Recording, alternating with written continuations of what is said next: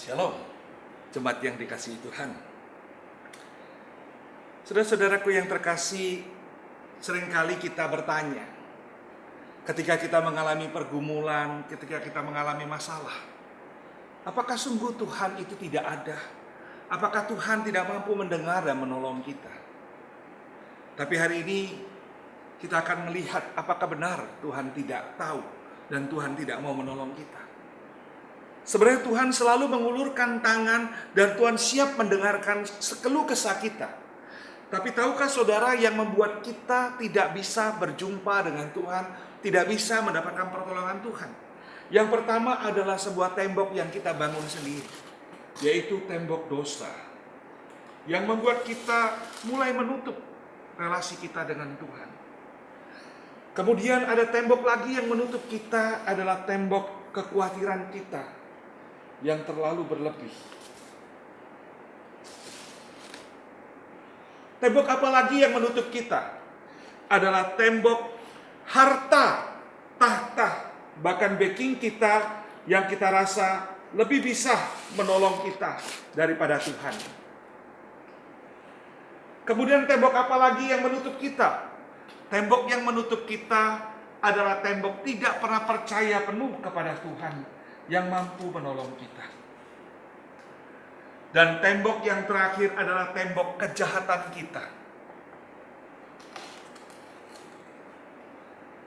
Saudara, tembok-tembok inilah yang membuat kita tidak bisa berjumpa dengan Tuhan.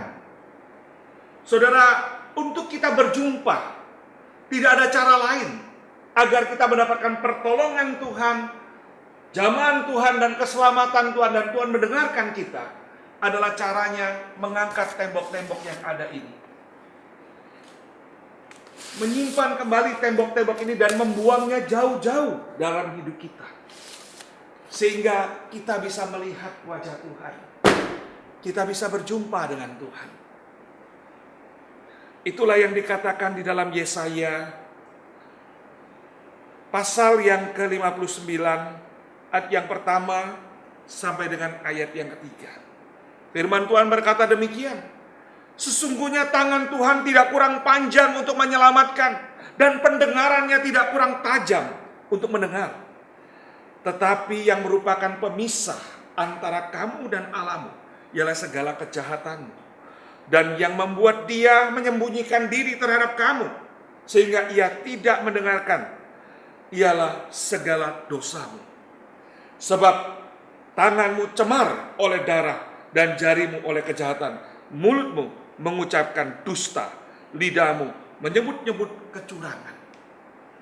Jadi saudaraku yang terkasih, sebenarnya bukan Tuhan yang tidak mampu menolong kita, tetapi dosa kita, kekhawatiran kita, kesombongan kita dengan harta, kuasa, dan backing kita.